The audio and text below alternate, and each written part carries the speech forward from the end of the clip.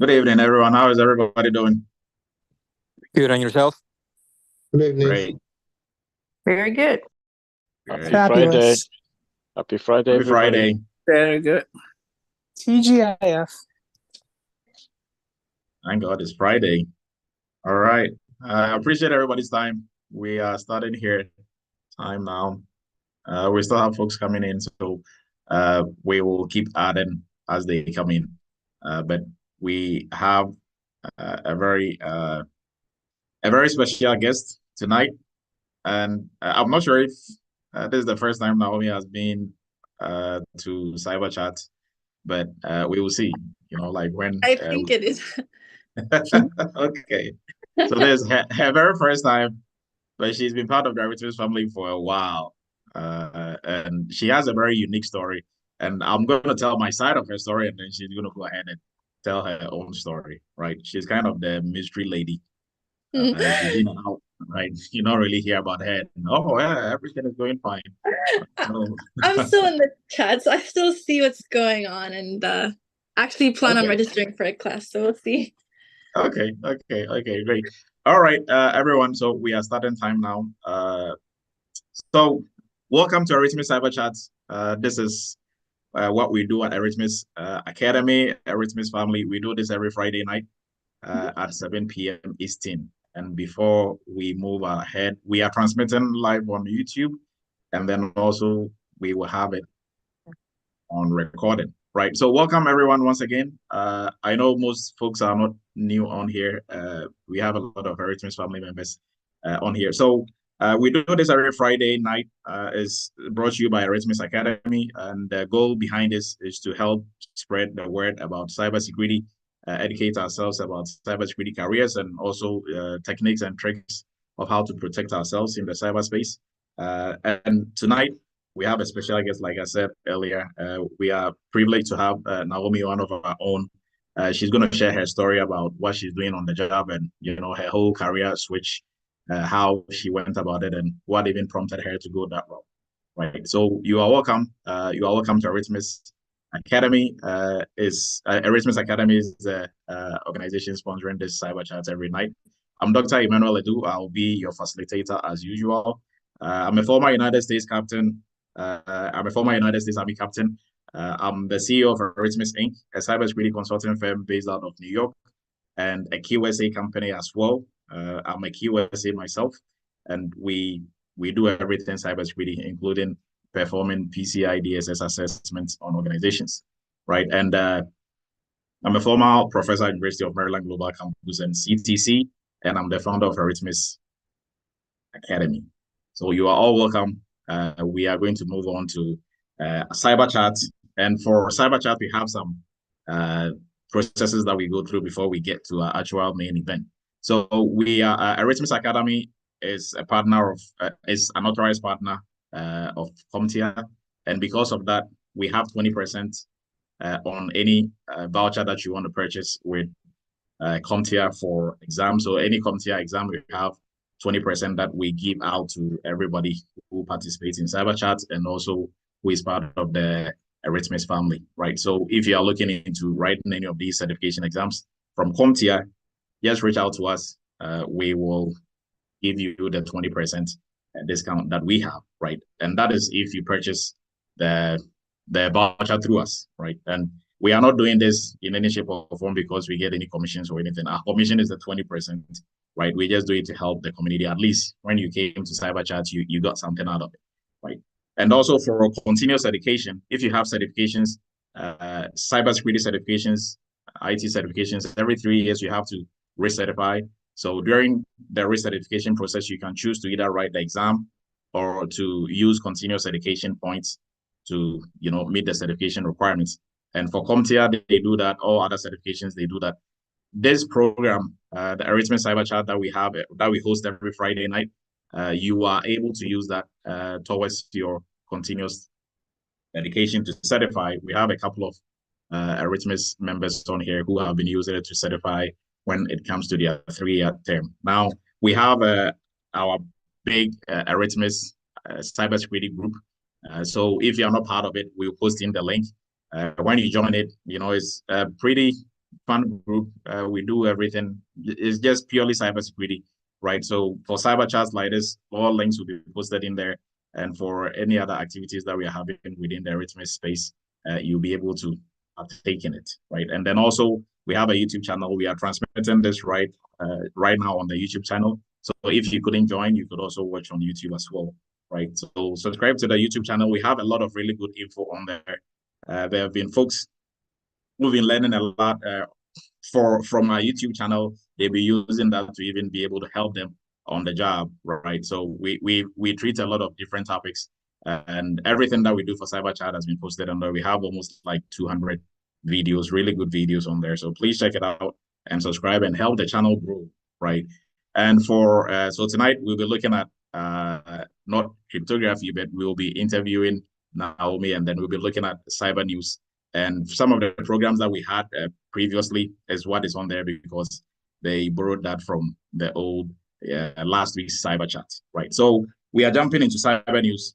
Now, for cyber news this week, I mean, there's a lot of cyber news that went on, right? But we have to pick two for discussion this week. OpenAI, we picked OpenAI because they have a very good news for the military folks, right? So OpenAI, apparently they had a ban. I didn't even know, like they had a ban on military and welfare applications. So you couldn't use OpenAI for anything like military, but now they've lifted that ban. I think probably they were working with Pentagon. So they've removed that ban. So you can use it for some aspects of military and welfare use cases, but still you are not allowed, or they still have kind of a ban on using it to develop or use any form of weapon, right? So they have taken that away. So that is maybe a step in the right direction. Now this side, like this ban, they have to maybe probably look more into it and protect more, because AI can do a lot of things now. And last thing you want to do is for somebody to use it to develop a military weapon or any, learn how to use maybe some military weapon or anything on those lines, right? So that is maybe a good news for the military folks from OpenAI, the owners of ChatGPT. Now, Google is in the news again. I think for Google, a couple of cyber chats ago, getting to the end of last year, we looked at some of the vulnerabilities in Google. I think it was Google Chrome. Now they came up with some fixes for these vulnerabilities, but there's one that is still hanging out there loosely. So Google, they fixed a couple of their zero-day vulnerabilities in their Google Chrome, but then still, I think for this vulnerability with this CVE number, it is still hanging out because they just discovered it on the 11th of January, right? And this allows attackers to be able to shut down your Google Chrome, right? I'm not sure if they'll be able to use that to get onto your system, but you can look more into it. This is the CVE number for that vulnerability. And for everybody who's been, attending cyber chat on a regular basis, last time we asked what the CVE was. I'm still going to open the floor because we are here to learn. Anybody want to chime in what the CVE is? And if somebody can also help with what a zero-day vulnerability is. CVE is common vulnerability exposures. And zero-day vulnerability is a vulnerability that has never been discovered or has been discovered, but there's no patch for it. Okay. So like we were doing last week, if you can break it down into grandpa terms, right? The grandpa terms will make it easier for everybody to understand. You are too technical, Prince. Go ahead. I think Good Luck had his hand up. Yes, I did, but the grandpa was cracking my head. Oh, you can't go the grandpa route. Okay. I think Sandra, I want to give it a shot. Go ahead, Sandra. So for the common vulnerability exploits, I don't know who assigns those numbers, but I know that when a vulnerability is discovered, they are given numbers so that they can easily be identified for mitigation. Like the 2024, I assume that was discovered this 2024, and then 0501, I'm not sure what that is, but somebody assigns those numbers so that you can easily trace or track them. Okay. And then for 0-day vulnerability, like the other speaker said, so it's a vulnerability that has not been exploited yet. So they just discovered it, and then they're still working on a patch for it. Okay. And I'm not sure if Good Luck still want to give it a shot because I'm still. Oh, okay. Yeah. Yes. For the CV, I would tell Grandpa that this is how you measure the severity of like the danger, how dangerous this is. Like this is how you measure the red line, okay, it's green or red, or this is gonna get worse. The symptoms. I think that's how I would put it if I'm to break it down to Grandpa. Okay. All okay, right. I would say, yes, go ahead. I wanted to say the 0-day is a vulnerability that nobody had an idea of, and they were able to come up with. They didn't know, and it was there, a hidden vulnerability that is been explored. And the other one is what was the other term? The CVE, like what we have right here, the CVE 2024 0519. Like so what does that represent? That is something that is there and is being worked on currently.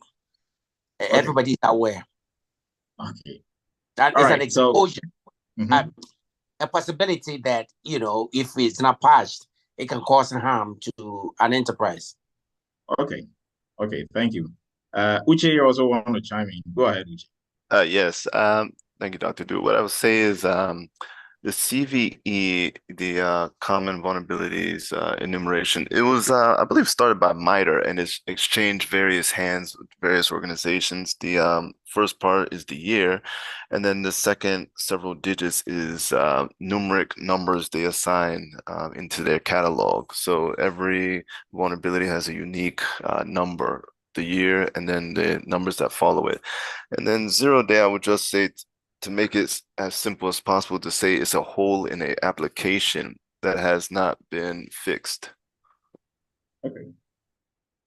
Okay, thank you. So we will move on. Now, for the CVE numbers, right? All known vulnerabilities. Ucheba, okay, go ahead. I'll let you have the floor last, and then I'll move forward. Go ahead, Ucheba.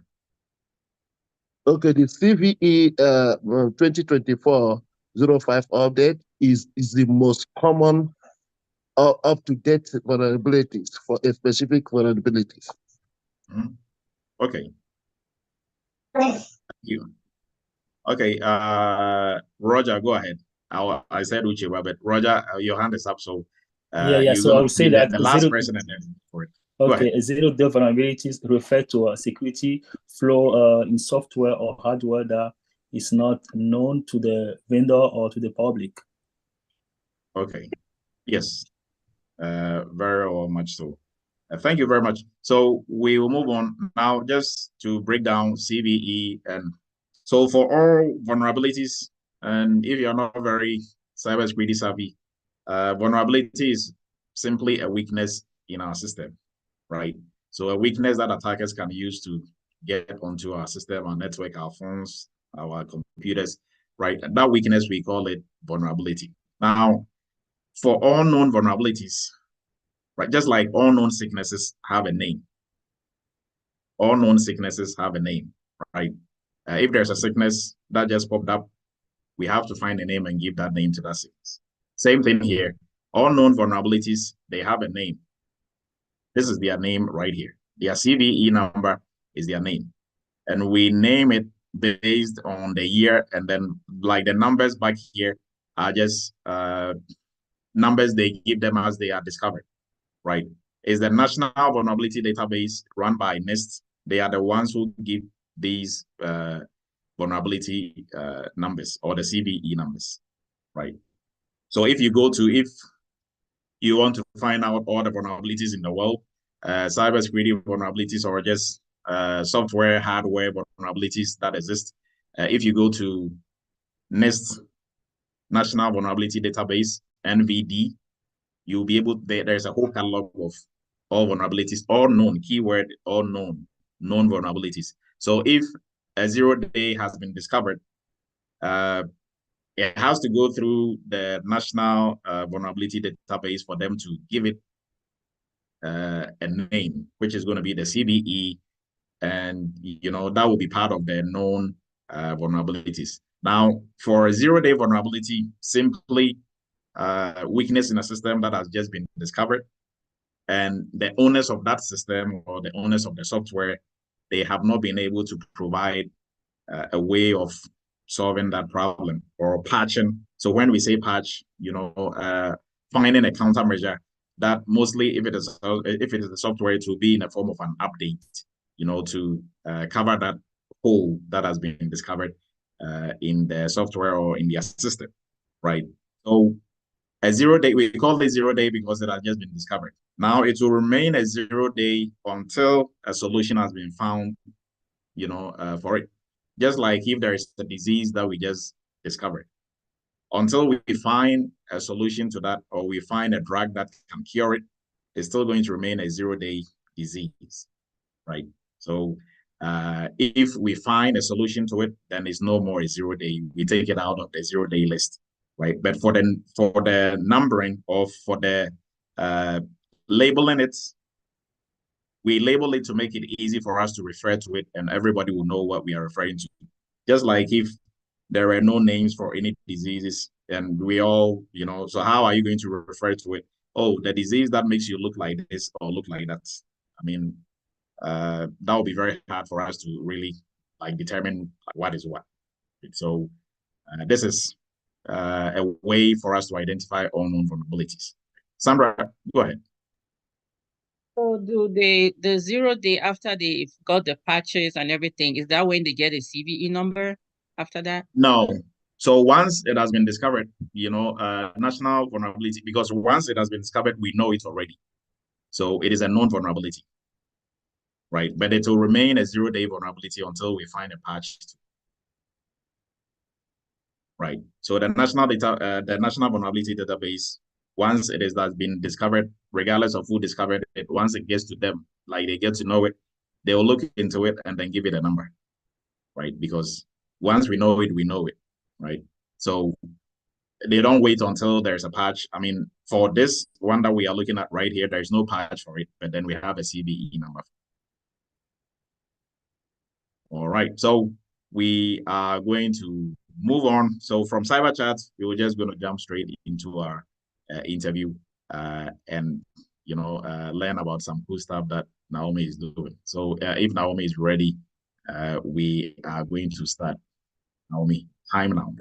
Right. So before we move on, I'm going to give a little story about our encounter with Naomi and how how she's doing now. So it's a very interesting story. So like everybody on here knows, I talk to everybody, and I love talking to people. I love helping to people. So out of my busy schedule, maybe you wouldn't get me on first, second try, but eventually we will talk. Right? And everybody on here can attest to that. So I had a call one day, a young lady.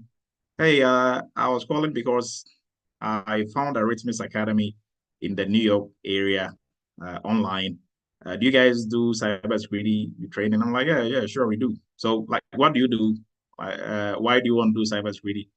Oh, I just completed high school, and I'm working, and I don't want to go to college. So, I was trying to see something that would be more flexible and you probably pay me more. Like, okay, yeah, sure. So you're on the right place. So I directed her to the free course for her to take, and then she can go ahead and register if she likes the whole setup and everything. And the next I heard from her, she had enrolled and she's in the course, moving through. They didn't hear from her again. Next time I heard from her, she's like, hey, I want to sit for security class. So do you have any material? I'm like, yeah, sure. Gave her some practice tests. She came back. Oh, I scored 800. I think it was 800 or 820. Some crazy. And I'm like, what? Yeah. Wow. Right. That is like the highest score we've had so far. Like, okay. So Naomi just appears, disappears, and then she come up with something. Hey, do you have a template for resume? I'm like, yeah, sure, here. Next I heard, oh, I got a job. Like, what?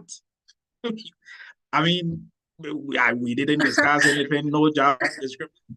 How? I mean, how is she pulling this off with all that magic stuff she's doing?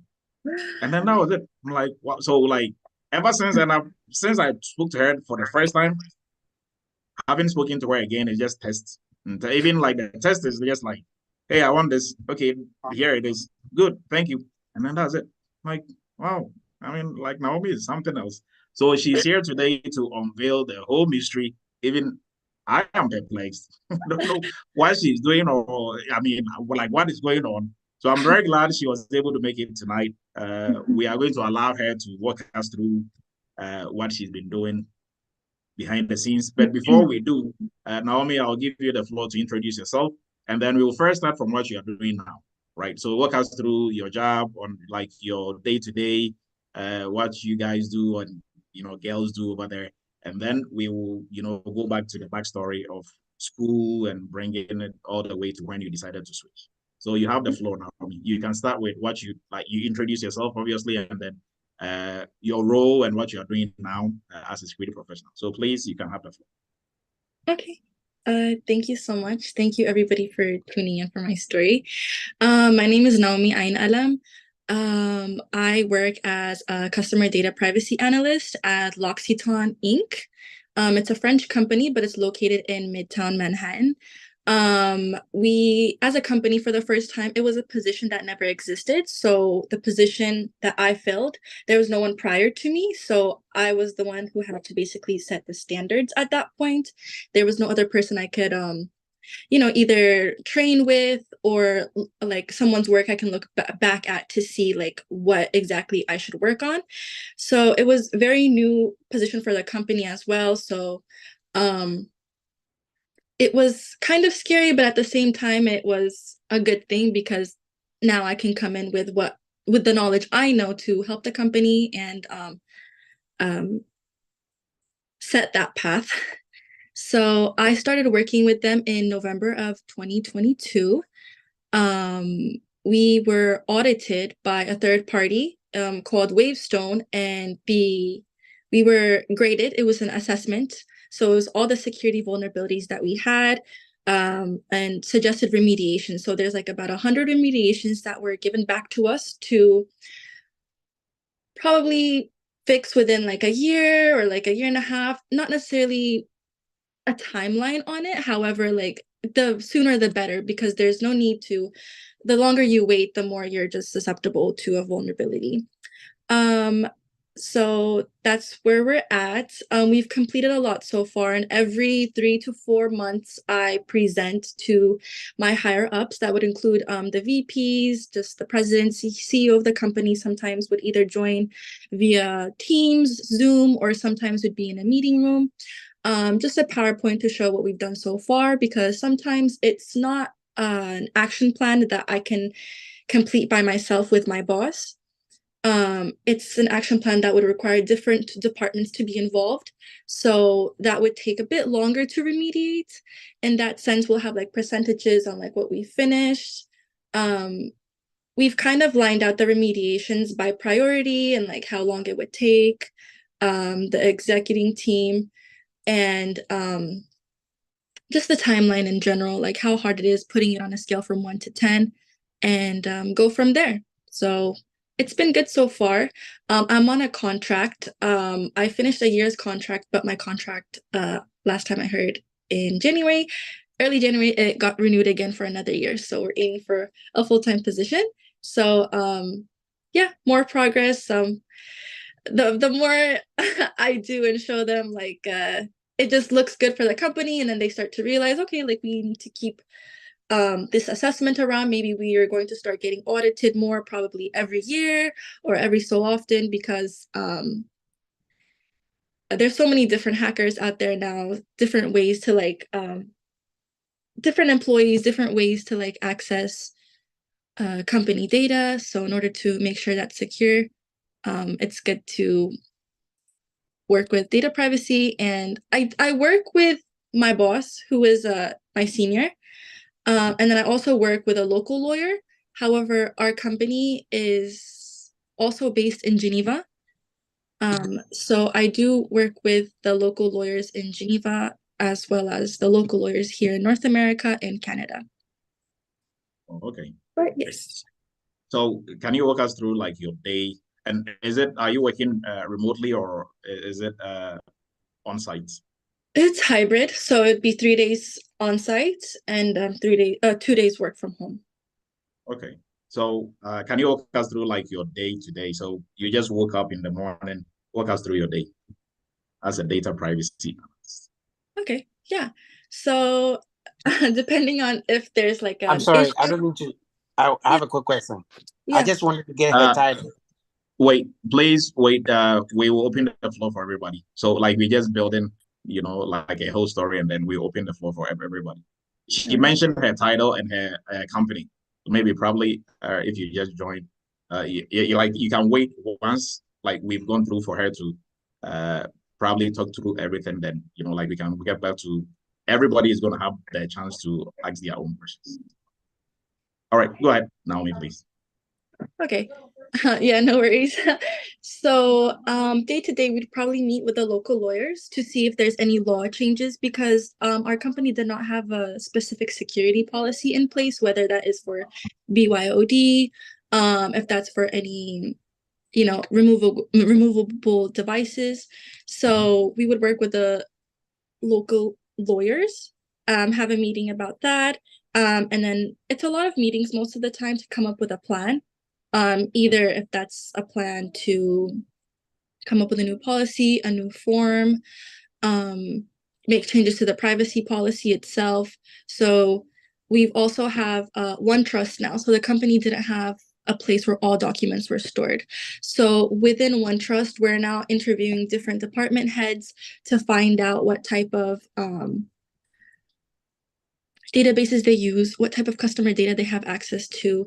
That could be either name, phone number, address. There's so many things. There's also opt-outs, and now we're introduced to DNS, so that's do not sell my data.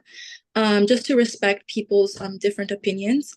We have that all being documented currently, so that's been taking about 3 months now, and we're still working on it. So day to day, like it's like if it contains PII or not, we would have to tick the box. Assets, vendors, looking over contracts to see if they've properly signed data agreement forms, and so forth. Yes. Okay. So my next question is going to be, you are talking about audits, like you just go there, your company got audited. They got audited by who? You kind of mentioned the company, but like we just wanted to know, like what form of audit was it? Was it PCI DSS audit, or like what framework were they using for this audit? If like you were privy to that before, like they came up with all those vulnerabilities that they found, or all those gaps that they found that you have to fix. Oh, you are muted now.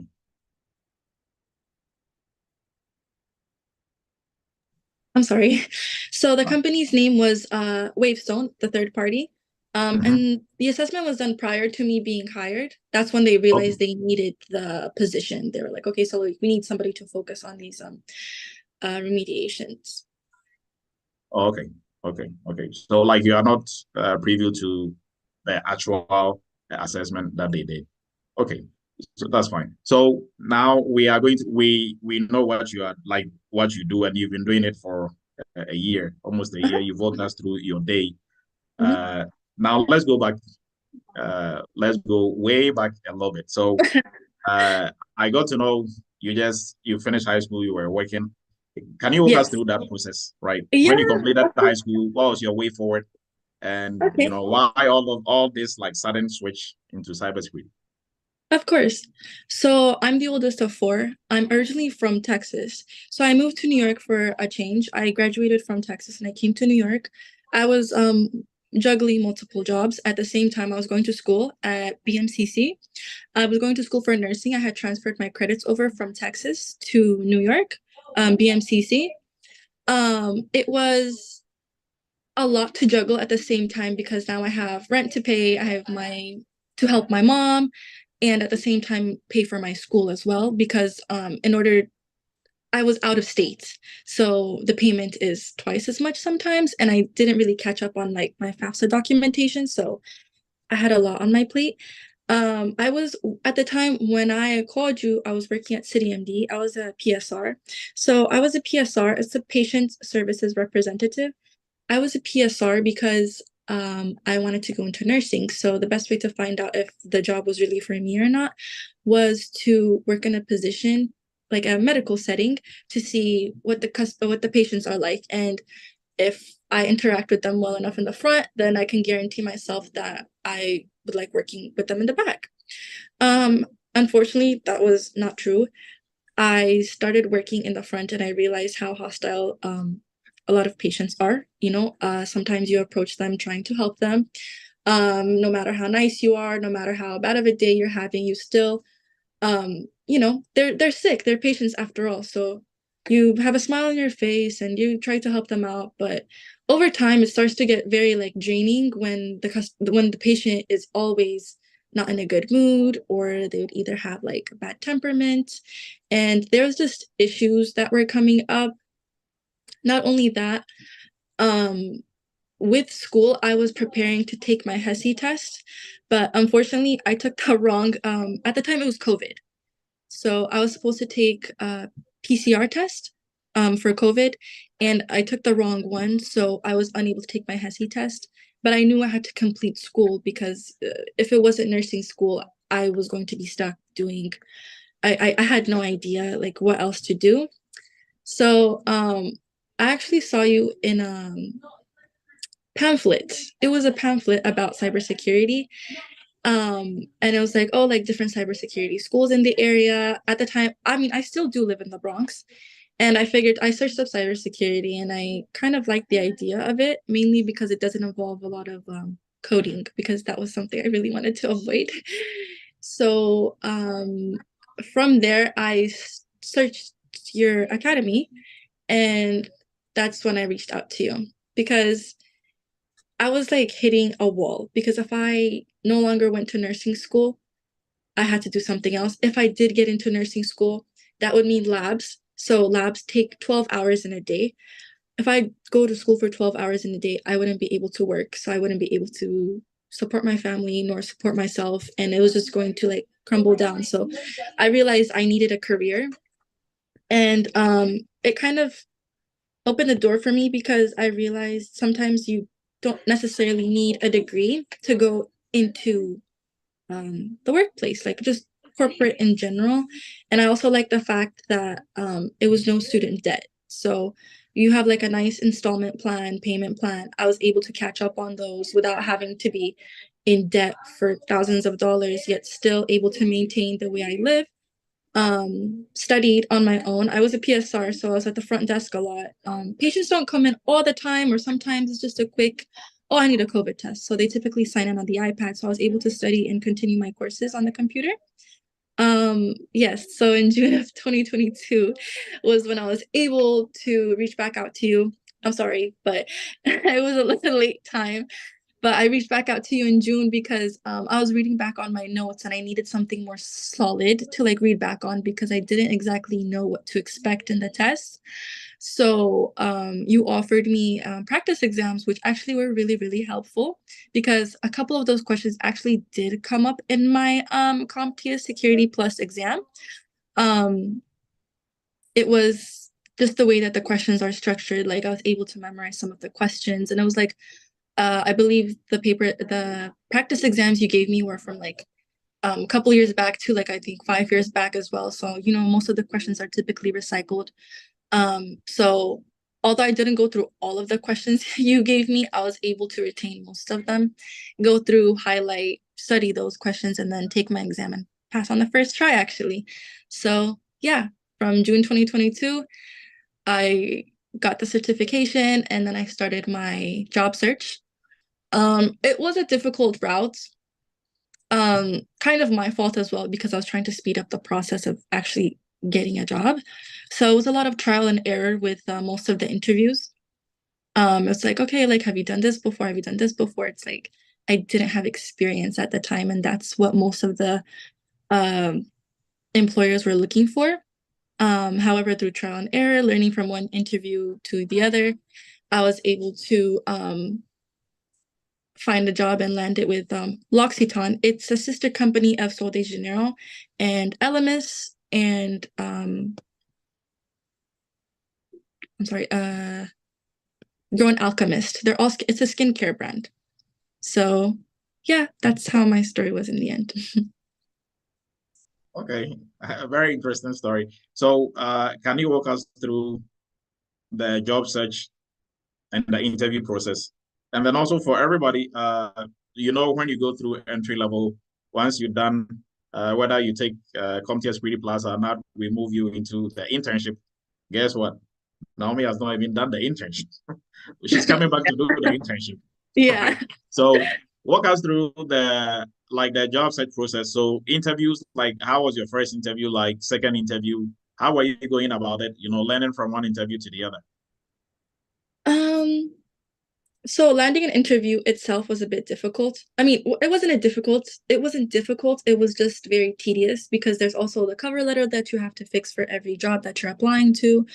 The resume that you did send me a template, so I was able to work with that in order to just put my name and just make those small fixes before submitting that. I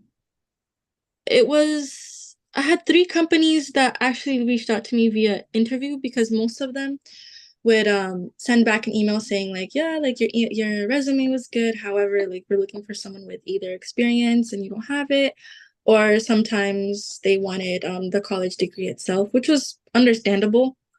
But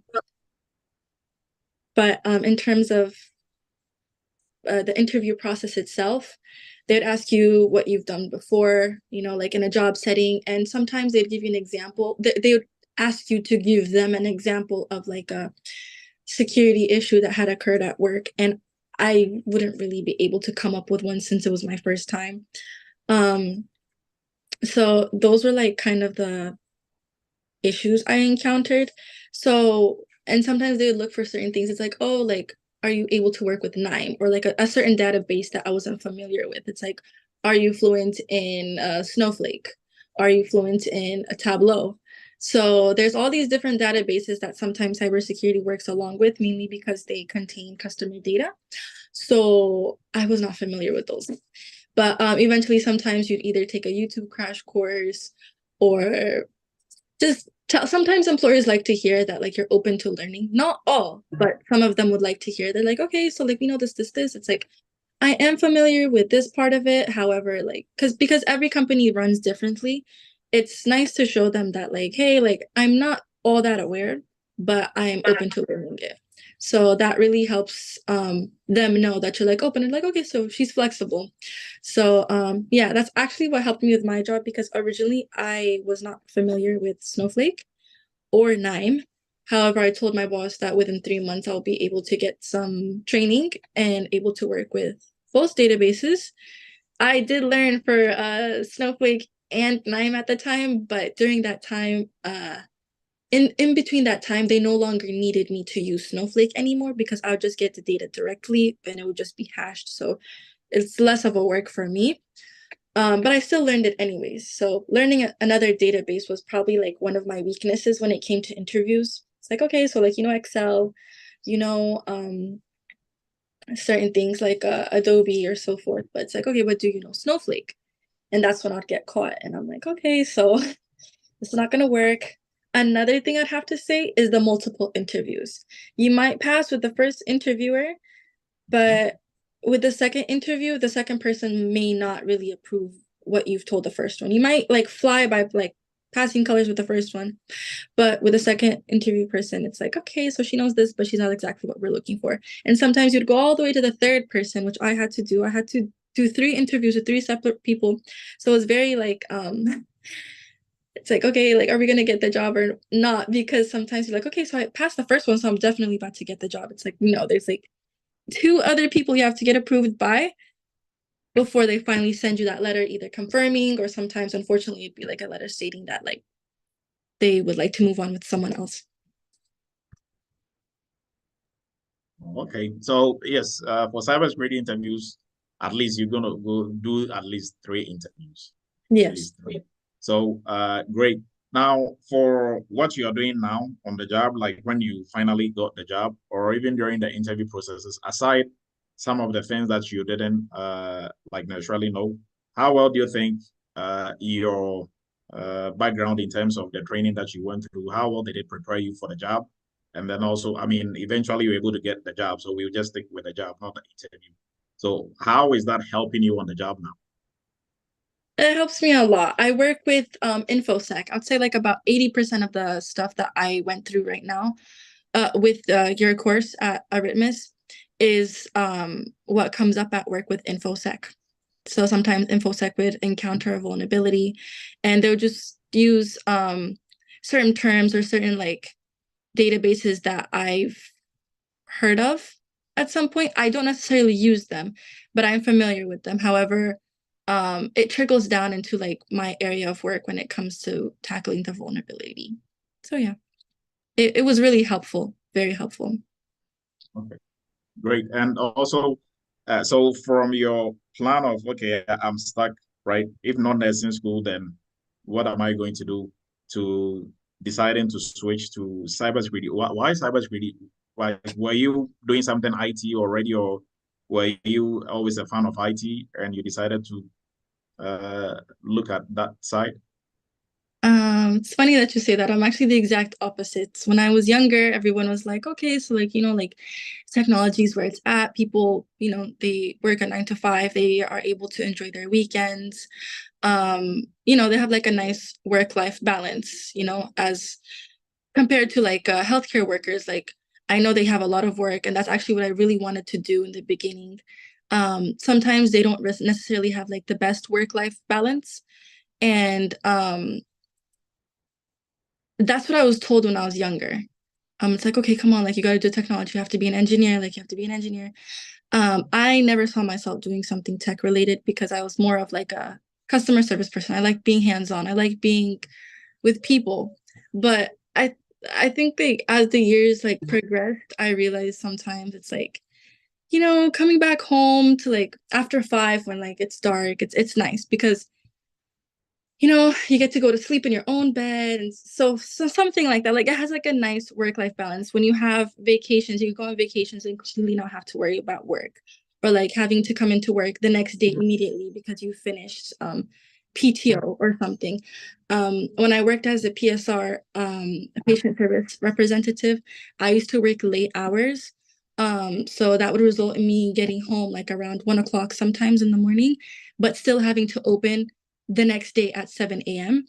And that really kind of, you start to lose interest in just the job itself because you don't have time to either like, see your friends, or you're unable to see, like my mom lives in Texas.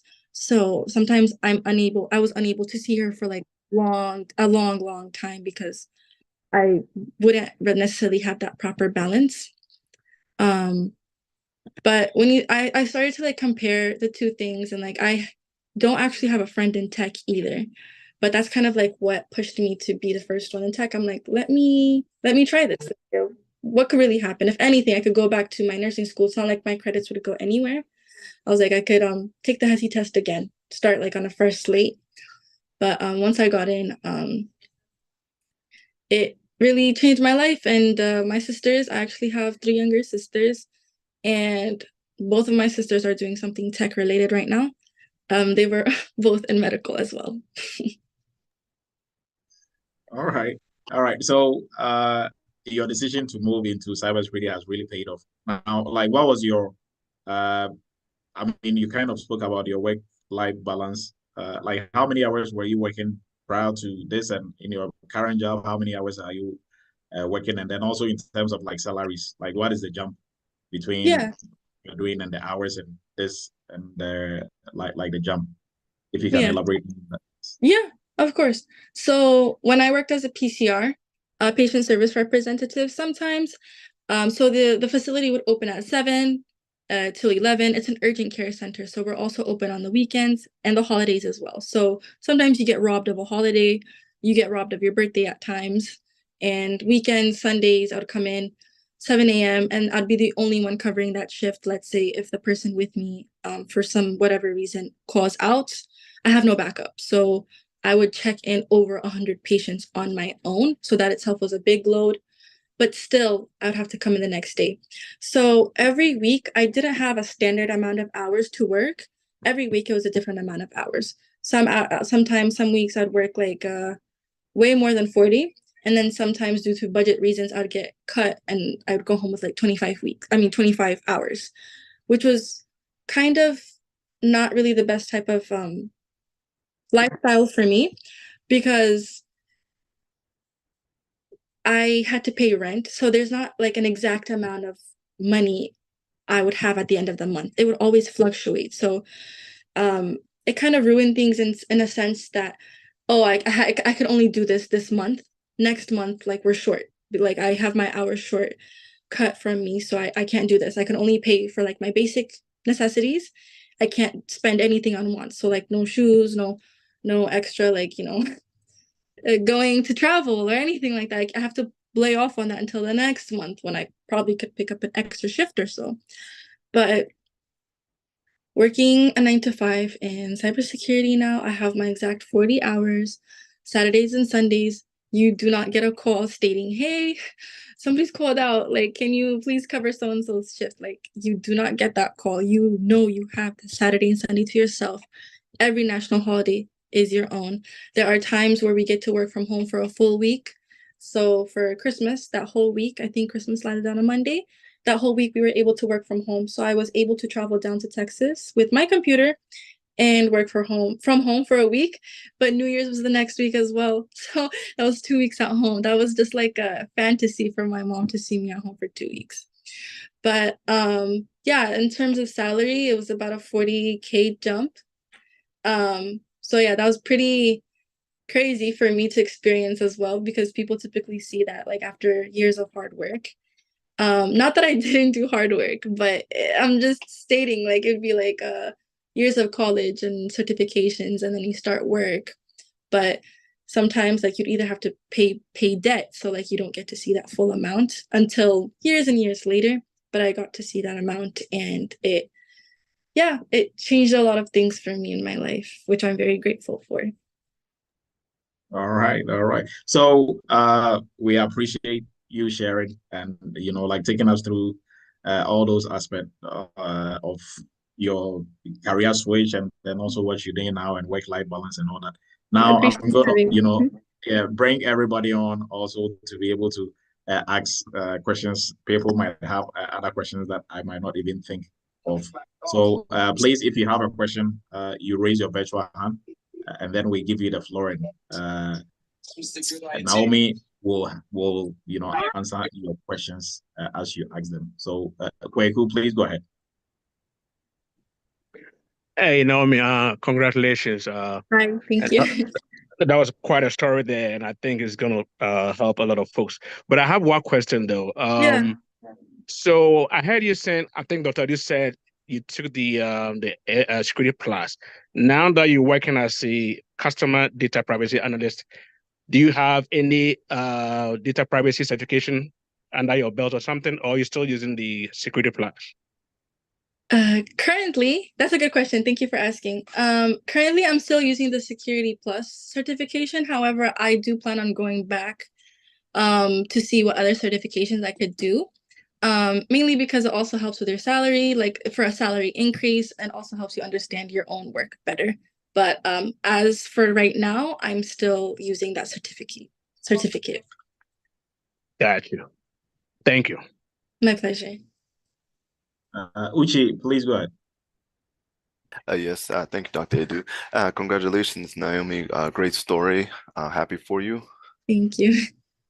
My question is, now that you're in the job, what is their career pathway for you? You know, have they spoken to you like your manager? What would be the career path forward, you know, in the company to move up and things like that?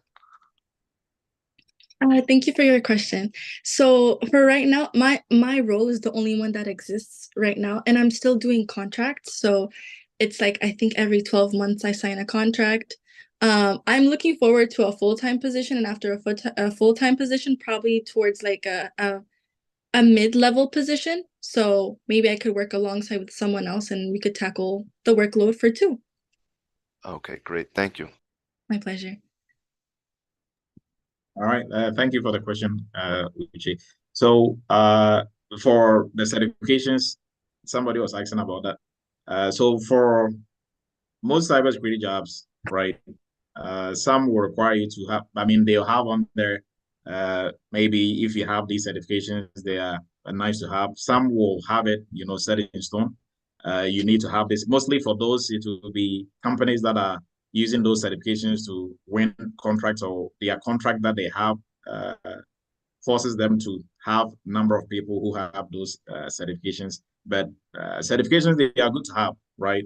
But your focus is don't just pile up certifications without having the knowledge and skill to back it up. So that is where most people also get it wrong, right? They will just go ahead and get certificate upon certificate, and they don't Yeah. have the knowledge to back it up. So don't really get too much ahead of yourself. So if you are driving, you don't want to go in the night. You don't want to go faster than your light can see, right? So build yourself, like what Naomi is doing right now. She has Security Plus. That's what most people or everybody will start with. She's eventually going to build herself up. And when she does get a certificate, she has the knowledge and skill to back it up. Alan, please go ahead. Yes, great job, Naomi. I just want Thank to you. check. Did I hear Dr. Adu say correctly that you were going to be doing the last week? Oh, you are coming in broken. Oh, Please ask sorry your about question. that. Let me ask the question again. Let me take it off this Wi-Fi. Put it on regular. I thought Dr. Adu said that you were going to be doing the internship workshop that we just started last week as a part of your matriculation, you know, through the academy. Was that correct? Yes, yes. Got it. Okay. All right. Thank you. My pleasure. Looking forward to collaboration in our internship and workshop. Thank you so much for sharing your Me story, too. and it's definitely inspiration to us all. Thank you. Okay. Thank you. Thank you so much. Yes, thank you, Alan. And I think someone was asking, was it? Oh, Andrew, you can ask your question. Yeah, Naomi. I followed you, and congratulations, by the way. And I followed you on LinkedIn. Oh, wow. Okay. Thank you. I'll follow back. So it's quite an inspiring message you gave this evening, and I personally think it's motivated me on my journey. I've spoken to Dr. Edu a while back about what I'm doing. I wanted to do in terms of that, and I think it's pushed me further. So I'm so thank you for the happy. encouragement. My pleasure. I'm so happy to hear that. Okay. I found your position. The question that I had before was what the company of the name of your company you're working for and your position, and I found it on LinkedIn. So thank you. That is My answered. pleasure. I'm glad. Mm-hmm. And Dr. Edu, the next question is to you. So you were saying not to consider the certifications as much as getting the experience, but then how do you get a company to hire you to get that experience? Because I don't know about other people, but when you go on social media, there are a lot of advertising that says companies, organizations will hire you and train you. But then when you click onto the site and you go to them, each and every one of them is trying to get you to enroll with them for a certification. And they all have huge sums of money. They are quoting for you to get in there. So when you say that, it's one of a million that you will get a startup company that will hire you, and then train you, and just like she's doing along the line, you get your certification. But if you don't have, like, especially those of us who are switching from other skills to this, how do we do that? Okay, so great question. And Naomi is a really good example, right? Like I was saying, for Naomi, she didn't even go through the whole entire program that we have for her. She's coming back to finish it up, right? So she went through the course. The internship is supposed to give you that work experience, right? So that was why I was asking her about the audits and stuff. The internship, you do audits, you do incident response and all that. Now, even for her company that she interviewed for, right? Most people get that perception they are going to take you in and train you. They are not going to train you out of a vacuum. So you have to come with something. You have to bring something to the table, right? So Naomi, they could see she had the knowledge and some skill coming in, right? So they could work with her. She was trainable. So you can train somebody who knows how to drive a bus, but you don't want to entertain somebody who has not driven in his life to employ him to train him to drive a bus, right? So if you are switching, what I was talking about when it comes to certifications is this. It's good as you are starting off, go through a training, take a certification like Security Plus. At least that shows that you are doing your due diligence and you are also paying your dues. And two, mostly taking Security Plus and passing, it's not just passing the exam, but it shows that you have the knowledge and skill that comes with what you need to pass the Security Plus, right? What I was trying to say is that some people, they probably have just went through like the touch lines, not really taking a full-blown course that somebody is guiding them through. Maybe there's some self-learning here and there. You don't know what you don't know.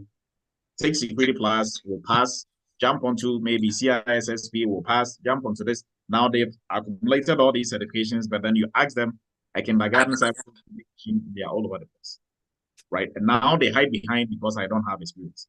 Experience starts from knowledge. If you don't have the knowledge, you can move into skill and then move into abilities, which ability skills where we consider experience, right? So you don't have to, you have to build yourself gradually. If you go through a training that really, takes time and break everything down for you to understand it also at that level, lawyers will see that, because during interviews, nobody's going to ask you to do anything. They are asking you what you know. So if you don't know anything, don't blame it necessarily on. There are some questions that will bother on. If you've not done it, it's hard to speak to, right? But some questions, if like probably I just ask you, what is your take on the CIA trial? Or like, what is your understanding of risks?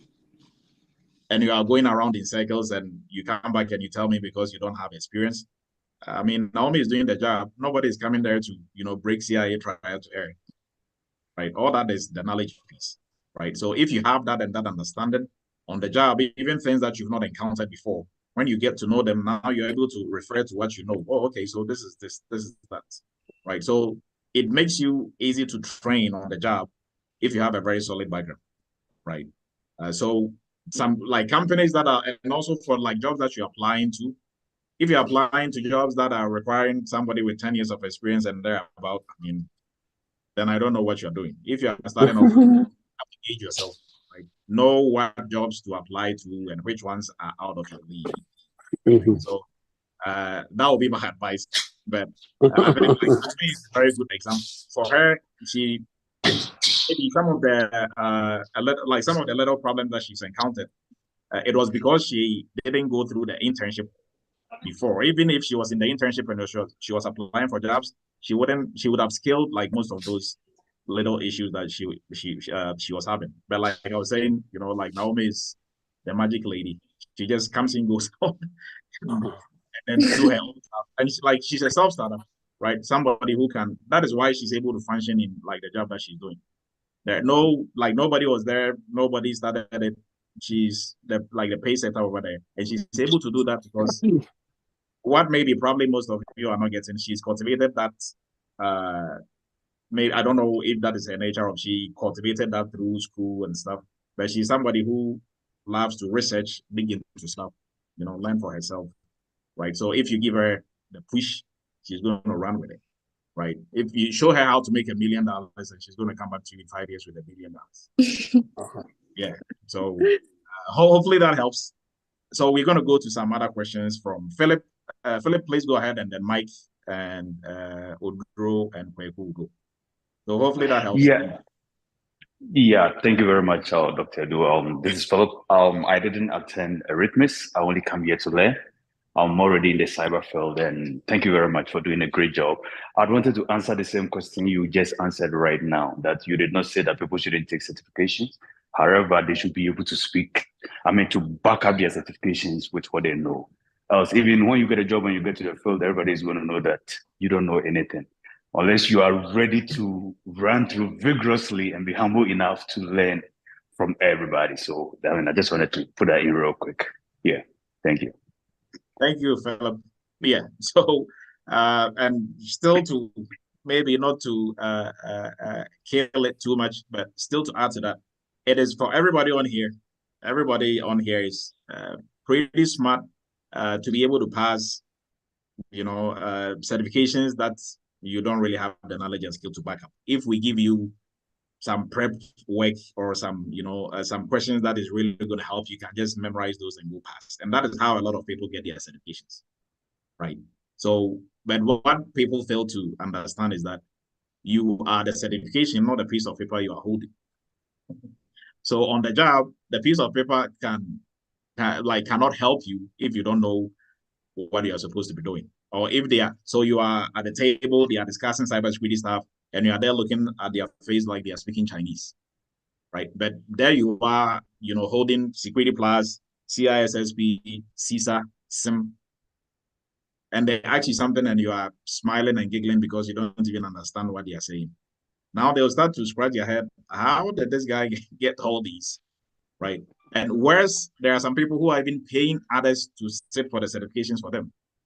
I don't know if you pay somebody to go to medical school for you, and once they are done, you will use that certificate to apply to become a doctor in hospital. What are you going to do when the patient comes to your practice, or like somebody collapses and they are calling you, right? So thank you, Philip. We'll go to Quentin. I just wanted to add something to what Dr. Du was saying, and then tie that into what Naomi said. I mean, if we all listen to her, she even went to the extent of saying that she actually the first person to take that role. It means that she was able to speak to something, and for that matter, they were able to create something for her. So sometimes it's not about the certification. If you're able to speak to the issue, the concepts, I'm sure, who knows, whoever might be interviewing you might create something for you that you don't even know. And then also she said that even though she didn't have any knowledge about the databases and all that, she was able to speak to the boss and said, look, if you give me the chance, I can make it happen.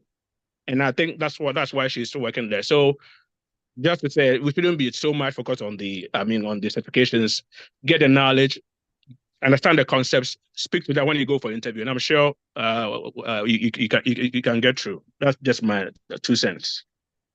Okay, thank you, Kweku. And like I always say, everybody is eventually going to get a cybersecurity job if you look hard enough, right? There's a company that is dying to have you, and that you are also going to be very happy working for, right? So that also, with that being said, and with all the cybersecurity jobs that are out there, it doesn't mean they are handing it out as candy. You have to prove yourself and show that you can, deliver. So, and that is exactly what Naomi did. Steve will ask your question, and then we will ask more questions, take a little bit more of Naomi's time, and then we'll let him. Go ahead, Steve. Thanks very much, Dr. Edu. So, can you hear me? Yes. Okay. Yes, congratulations, Naomi. This is really inspirational. I have 2 questions for you. The first question is, do you have are there performance indicators at work? Like, for example, is there are there 2 things that they are looking at to determine whether you are successful in your job, the job that you're doing? And for example, are there periodic reviews in terms of your work?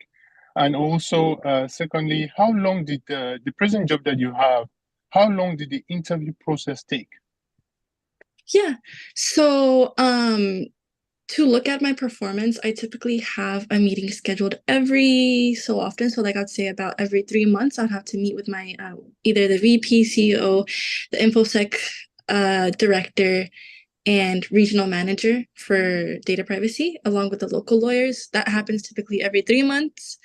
So I believe that just indicates like my performance in general. And then I'm sorry, can you repeat your second question? The second question was the length of the interview. How you said you had 3 stages of the interview. Yeah. So how Yeah. long did it take totally? Yeah, so the interview process probably took a good 3 weeks because it was three Okay. individual people. Every week it was one person, and since they're hybrid as well, I had to wait till Tuesday. So Monday I was working from home, so I couldn't really do an interview then. So it'd be like the first Tuesday, the second Tuesday, and the third Tuesday. I met with someone, and by the end of day that Tuesday, they were able to give me a decision. Perfect. Thank you so much. Very My inspirational. pleasure. Thank you. All right, thank you, Steve. So, Naomi, one question. If you encounter, like, give us a scenario of maybe something that you encountered on the job, you had no clue. How did you go about it? Like for things that you don't know or like you've not really come across, how do you go about, tackling such issues? You have almost 100 plus vulnerabilities that you're dealing with, right? How do you go about coming up? Because there are some that you probably wouldn't have any clue how to go about it. Yeah. What kind of how like you're able to come up with that or pull that Yeah. off? So, okay, so typically I would look at the issue, and since it's me and my boss, typically I would let him know that there's like, okay, like I never say like I don't know something because I don't want to seem like I'm just completely clueless. Even if I am, I'm always like, okay, so I'm not really sure about this. So then he would think I have an idea, and we start to work things out, either like just talking about it, or like we're like, okay, so like maybe we should reach out to this department to see. If not, I would typically research it, either go on Google or watch like a quick YouTube video to see. But yeah, like one of the keys that I took working at the job is never to say like you don't know something. It's always, I'm not quite sure about this, but let me get back to you. Like if you say let me get back to you, you have all the time in the world to go do your own research and then come back with an answer, or come back with an answer that you feel is fit, and you're able to discuss and come up with a solution. Okay, thank you. Francis, please go ahead. Doc, I have this problem which I want to ask. Maybe you guys have experience. I keep learning this thing, and like I've learned, I've said the exams, I've passed, I'm having my certification. But one thing is like anytime I try to recall, try to do things on my own, like the last time how I was explaining to you, I do styles, I try to help other stuff, but in no time I forget everything. If I don't do it for a short while, I forget everything. Trust me, it's just one or two I do remember. So I don't know if I'm the only person facing that problem, because I was doing this metasploitable, everything scanning. But the next time, if I come, maybe I leave it for a month or something, I find it a bit difficult with certain things like the CATRA. I have certain questions you ask me. I know certain questions. I know, but I have to go back again. Okay. So I Francis, want to know if it's something I have to do, or I don't know. okay. Okay, great question. Maybe I'll have Naomi give her insight on this, and then I'll give my insight on this. But I think I know the answer to your question. So Naomi, how did you study, and what techniques did you use that help? So when I studied, I had a journal. I would have a journal, so I'll write down either like the main points about it, or I'll write a lot. I know I write a lot, but typically the ones that where we have to focus on, I'd either highlight it and have flashcards to better memorize them, because I believe with your course, at the end of every course, there's a test. So after taking the first 2 tests, I think is when I realized I was studying wrong, because I wrote too much and I wasn't retaining anything for the test itself. So based off of the test itself, I was able to like find a better way to start highlighting and just keep that journal on me. I would review it every week, because yeah, like you said, if I go for a long period without looking at my notes, I do not recall in time for test 2. Like I would start like the second portion of the training, and I don't recall what I just took in test 1. You can ask me the same question, I will have no idea, even though I probably answered it right on the test. So I think that's what has to do with like memorization. I think I only memorize it for the test. And so I wouldn't be able to retain it. But for the test that I took in the end to pass, it was like a completely different way of studying. And I think you gave me practice exams, so that literally condensed a lot of the learning material into like pages to go into and highlight. Okay. Thank you, Naomi. So I'm also going to add to this. Now, learning, right, is just like when you are learning, you are building muscle memory, right? So we can easily liken that to going to the gym. Try to be very fit or masculine, or build some muscles. And so let's say you are going to the gym to build muscles, right? If I go maybe an hour today, and I was able to lift, maybe I went for 3 days in a row. I started off, I was able to lift 5 pounds. By 3 days, maybe I was able to lift 15 pounds. If I stop for a week, and everybody will be different, but this is general for everybody anyways. If I stop for a week or 2 weeks, when I go back, I wouldn't be able to lift the 15 pound anymore. I probably have to start back from 5, or probably even less than 5, right? Because my muscles have, like the memory that I was building for them and what they knew they could do. Now all that has gone. So your strength at that point would have gone down. And for anybody who is a gym rat, I used to be a gym rat a while ago, right? I could lift upwards of almost like, I think 350, almost 400 pound bench.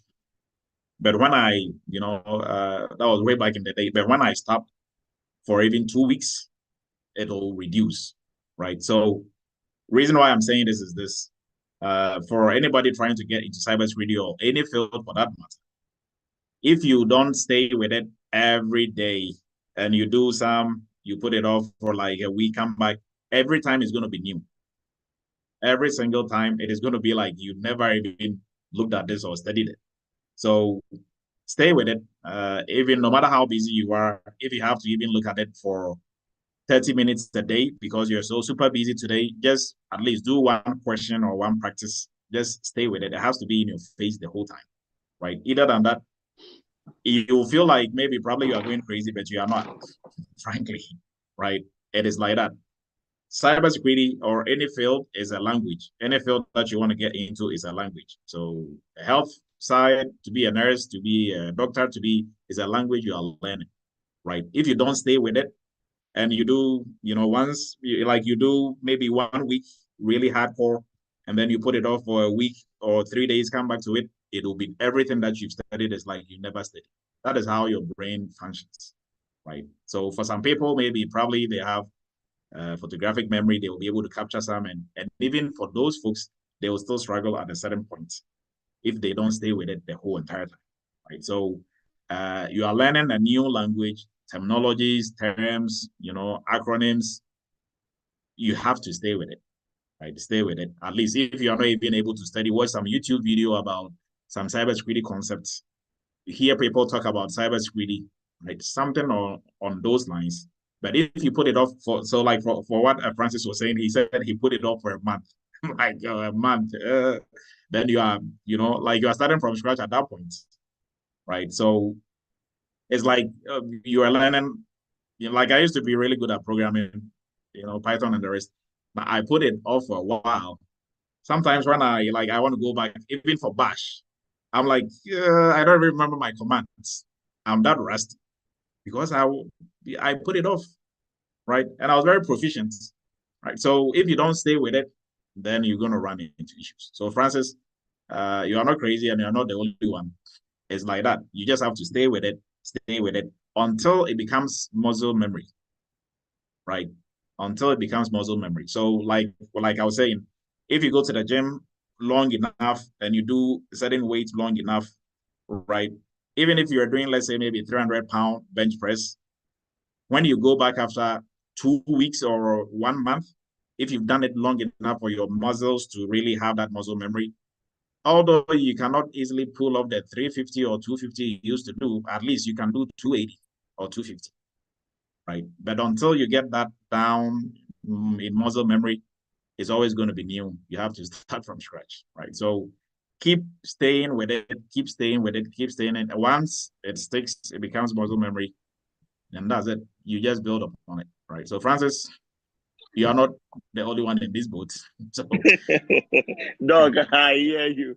I will try. I will try to keep on it always. So I hope we start this internship, and I know I'm gonna keep on. yeah, and even like Sandra put it in here, you forget even your password if you don't use it for a week. It's true. If I don't It's use mine for true. 3 days, it's like you're not even like the person who created this password. But they're thinking, date of birth? Yeah. No, you really don't even remember. So I mean, you just have to stay with it, right? Diallo, please go ahead.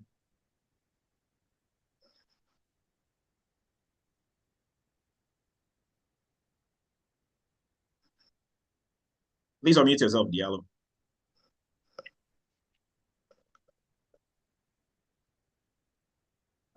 You unmuted and you muted again. All right, we'll move on to Kweku. Please go ahead, Kweku. Yeah, Naomi, I forgot to ask one thing. Did I hear you saying that your company also operate in Europe too? Yeah. So Luxon is also, its base is in Geneva. However, they have multiple stores set up globally. So every continent. Okay. So what has been your experience so far with respect to GDPR? Because you talked about the fact that Yes. what's been your experience so far? Any experience so far with that? So with GDPR laws, we typically, so there are central companies. So whatever documents that we have is written in GDPR. So it would be like either the years that are written for there for like, okay, like for data deletion. But here in the US, we have to abide by CCPA laws. So it's just comparing the two sometimes, speaking to our local lawyer to find out like what to do in certain situations. But we do work with, I don't work directly with GDPR. It's kind of translating it over to CCPA. That's the most I've done with it. Say that you said CC, what's the name again? CCPA. It's from California. It's California protection. Gotcha. California database standard. Yeah, Okay. California is the strictest one in North America. At this point, Canada has PIPEDA. Every state has their own laws, but the most strict one right now, the umbrella, is CCPA. Gotcha. I thought I should ask that since you mentioned Europe. Okay, that's fine. Thank you. No worries. Naomi, I have a question. Thank you. Yeah, go ahead. I'm sorry. You said that you were matching the GDPR to the CCPA. So what specifically were you looking at when you were doing that match, and what part of and did that involve DISA at all? Yeah. So currently we're working on a database called OneTrust to figure out which databases or like which vendors and companies' assets have access to personal information. GDPR is included mainly with DNS, so that's do not sell my data. So if the database contains the customer's personal information, under GDPR, we have to delete it if they're a European, we typically send it over to Europe. But for an example, if it's a European customer wanting for their information to be deleted, we have 45 days to delete it. However, if it's local and CCPA, there's 30 days, and if you have to extend it, you have to let the customer know, and it can go up to 60. But that was just like one example in terms of like how we work with GDPR here in North America. And the CCPA has the exact same law? Similar laws. Oh, okay. They're not exactly the same, but GDPR is the most strict one. For CCPA, it'd be like for data deletion. Let's say like the customer hasn't been an active customer since 6 months.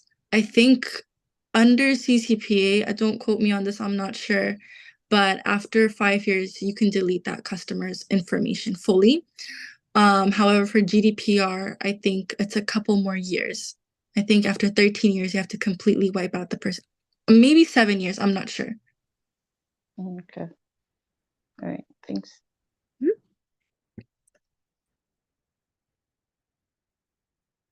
If Diallo is able to unmute, you can ask your question now.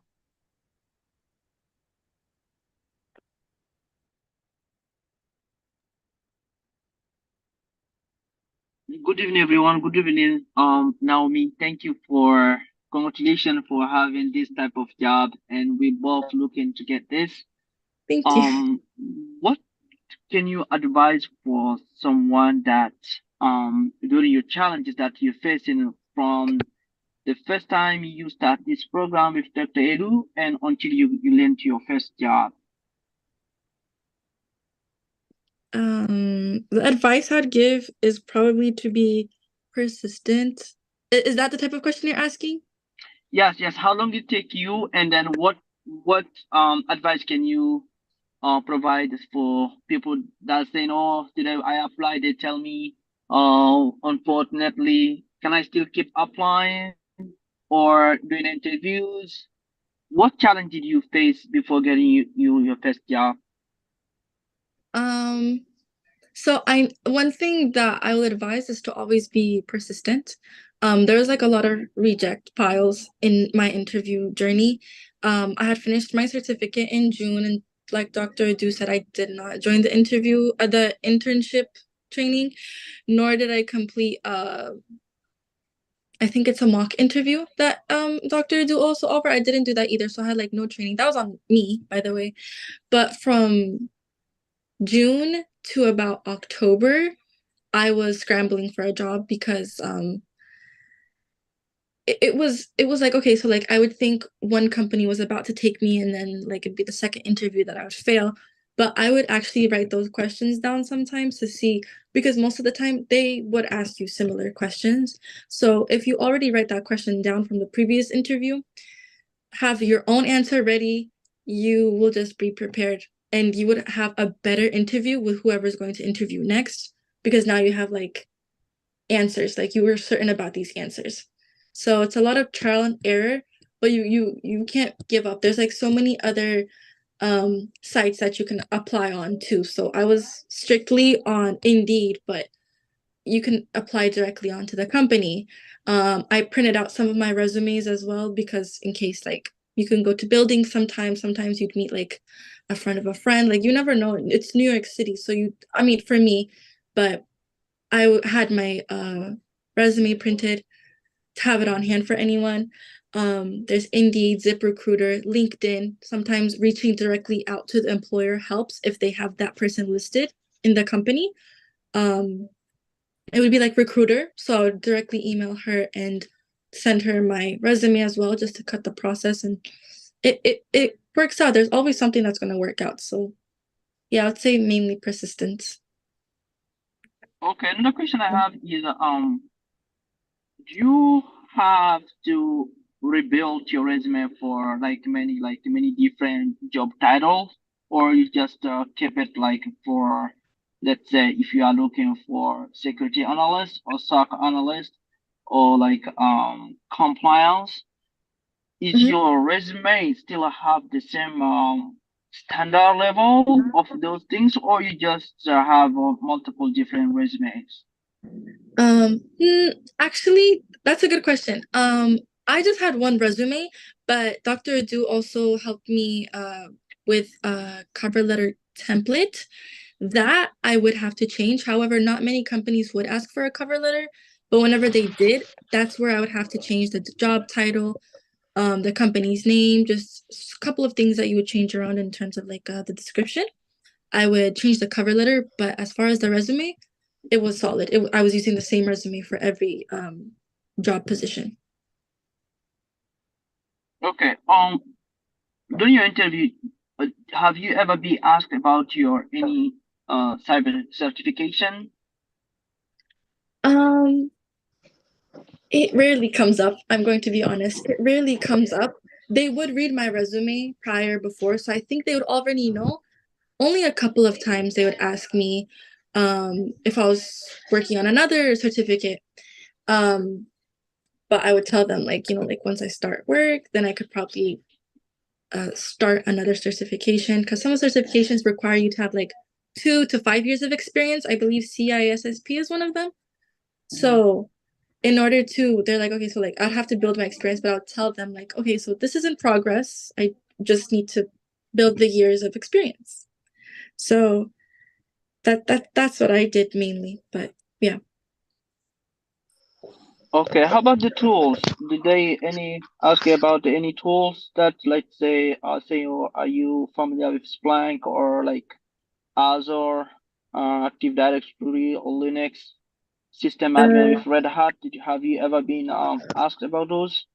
I was asked if I was familiar with those, but in terms of what I did with the tools, I wasn't necessarily asked that question. I was given mainly hypothetical questions, like what would you do in this situation? So, or like they'd give you like 2 options. It's like, okay, so like in this situation, would you choose this tool or this tool? Certain like that's the interview question I remember. Okay, you was a part of the previous internship, right? I didn't join the internship. I did Eretmis training. I started it in January of 2022, and I did it for a couple of months. I believe I finished my training in 3 months. But it was the studying part that took me a while, because I finished the training with Dr. Adu through Eretmis, but I had to go back to like study and like create my own flashcards based off of the stuff I had in my journal. So it was the studying and the prepping part that probably took another 2 months before I took my test in the end in June. So altogether, I would say like it was about like a 5-month process.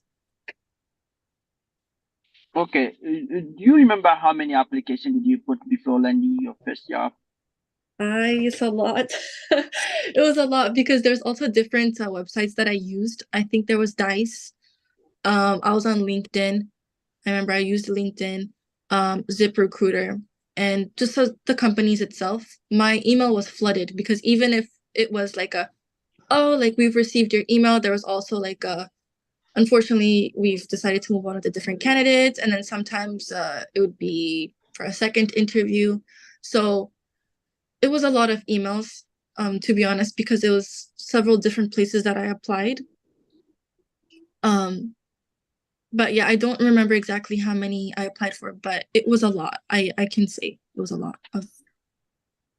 Okay, were you like counted where you have to change your email address because probably there's another company that you applied before, they reject you, and then they put up another like a job title and you would like to apply, but since the software already have your information in the system, whenever you apply again, I think it has to reject you again. So have you ever been to those type of situation before?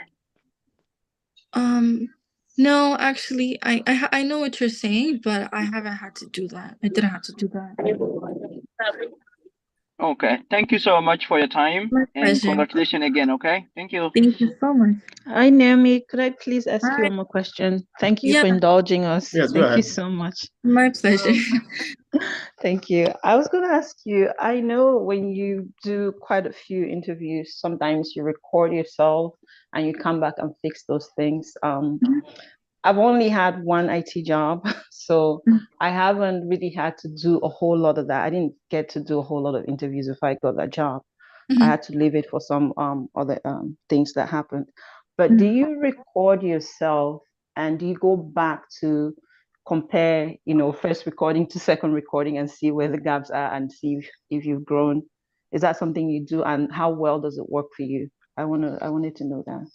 That's actually a hack that you gave me for an interview that I've taken in the future, but I haven't recorded myself actually. I'm a traditional girl. I like my pen and paper all the time. So I would have a sticky note to write down what he said, or what she said, and sometimes I'd stick it on the computer. So I would be able to see like just the touch points from the previous interview so I can recall for this one in case the same question comes up, which it typically does. But you're right. From one interview to another, I did feel myself getting better just from the way that I was responding, because I didn't have a shaky answer as much unless it was a completely new question. But you start to become confident with each question that's being asked after like so many interviews. But always writing down, or sometimes I'll recall if it's something that I'm like really stuck on, I'm not going to forget that question and I will write it down. I'll either search up a good response, like let's say if it's a general question, I would search up a good response and see what others have said in the past before, or come up with mine, because sometimes like I do get nervous during the interview and it would be a question that I know the answer to, but just because of my nerves, I wouldn't be able to respond to them as well. So I'd go back and I'm like, oh, like I should have written this down previously. So one interview from the other, I was writing down on a sticky actually to memorize and go back and see what my answers were. Okay. And then also, this is my last question, I promise. I know you've been talking for quite a while. No worries. So would you tell me, like, I'm sure you've noticed some growth. Like, what do you see as two main things that have changed from the first day you started this job till today that we're speaking? Like, how have you grown professionally, and how have your technical and soft skills improved? Things like that. Okay. I remember in the beginning of the year when I started, I was asking a lot of questions. And so that resulted in a lot of like me going home and looking back at like just researching in general. As the years progressed, as the months progressed, my like the VP would reach out to me to ask me a question and I would be able to answer it then and there, mainly from like the experience or mainly because it's happened in the past before. So I already have either the documents available or just a solid answer for him instead of let me get back to you. I'd be able to be like, okay, it's here. This is where we found it. Like just confidently respond. Yeah, and just when conducting meetings, typically I would used to have to go with my boss just for like backup in case I wouldn't know the answer to something, or I would need help answering something. But I became confident in myself a little bit, I'll say, because I could conduct the whole interview and come back. And sometimes my boss himself would ask me for like certain recommendations, like, okay, like how do you recommend we go about this? And I would see from his end as well that he's a bit more, confident in what I'm doing as well. Okay, thank you so much. Thank you. My More grace. pleasure. Congratulations Thank you. again. Thank you so much. Ready. Great, thank you. I think Odru, your hand was up, but then you keep taking it down. If you want to ask your question before we ask Naomi a few last questions and wrap it up. So was it Kwame? I'm not sure if that was Kwame, but Odru, if you want to ask your question. Okay, Doc. Thank you very much. So I had wanted to ask something to what was the Naomi. Yes. What she was just responding to some questions. I'm actually working. I didn't take the training from Dr. Dido, but a friend introduced me to him, which I'm planning to take the PCI class with him. And I've been learning a lot from here. And you guys have already talked about the certificate stuff. In fact, I had my first job. In fact, I have 2 jobs that I'm doing, and most of them will not require certificate. The fact of the matter is, what your training, in fact, like Dr. Du's training, is like training on the job. That is the experience that you have. So that is what I would say you guys should concentrate on. I mean, it's good to have a certificate, but most of the jobs that you do, the certificate will be there. They said you have to have this, have that. However, on all the interviews that I did, I don't remember anybody asking me, you need this certificate before we would hire you. And then she talked about when she was doing the interview, she was writing down stuff. I was actually recording whatever interview I was doing, because I realized that about 70% of the questions keep on repeating itself. Yeah. I can tell you, like 70%. So I did recorded it, and I'll go back, and then I will. So it's actually the same stuff that they ask you. So and then also, the more you have to apply. I mean, when you keep on applying and you get interviews, you get more confident. And when that is the thing, you got to apply, and then hopefully you get the job. But Dr. Du, I have a question for you. I'm trying to get another job, and for almost like 2 months, I've not had any interview. I don't know whether they are not hiring, or my resume is, I don't know what is wrong with it. I don't know if you have any idea. Yeah, I think the angels think you have enough. So they are pushing that one else to somebody else. Yeah, but we can talk offline, and then we'll see what is going on. Right. Thank you. Thank you so much. Okay. Go ahead, George. Hello, Dr. Edu. Thank you. I just wanted to add to everyone on this platform that everything you're doing on this platform is worth it. We did, like I said some time back, the PCI I did, I didn't even know I had a classmate on Eretmis that I'm working with. So we're working together from Eretmis. So that shows to prove that his training is worth it. We are both from the same PCI class. And then I saw that, oh, that's him on there. And then we started talking about our experience in Eretmis. So take the class seriously, it will change your life. Thank you, George. And George also came from healthcare to cybercare. Right. George was a traveling nurse for almost 10 years? 10 believe plus? it when you tell them. They don't believe it. All right. Yes, so they don't believe it. So yeah. Thank you. Yeah. Thank you, George. And my last question and I think Odro just took that like what I wanted to stress on when Naomi was talking about taking notes during her interviews. So for everybody looking for a job, right, this is the trick. If you're not getting interviews, or they are saying we are moving on, we have to work on your resume, right?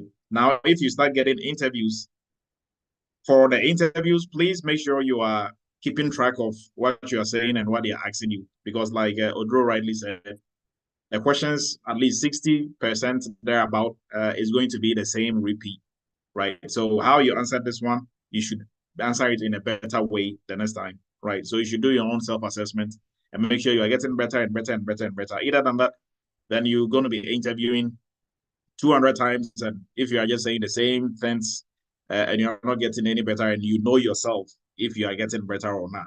Like Naomi is saying, now she can say, okay, confidently answer questions that she would say, okay, I'll get back to you, right? Because she's getting better and better. So for interviews, as you are going to whether you want to record it or immediately after the interview, write all the questions down, prepare, try to answer those questions, the ones that you didn't really do well, you know it better than anybody.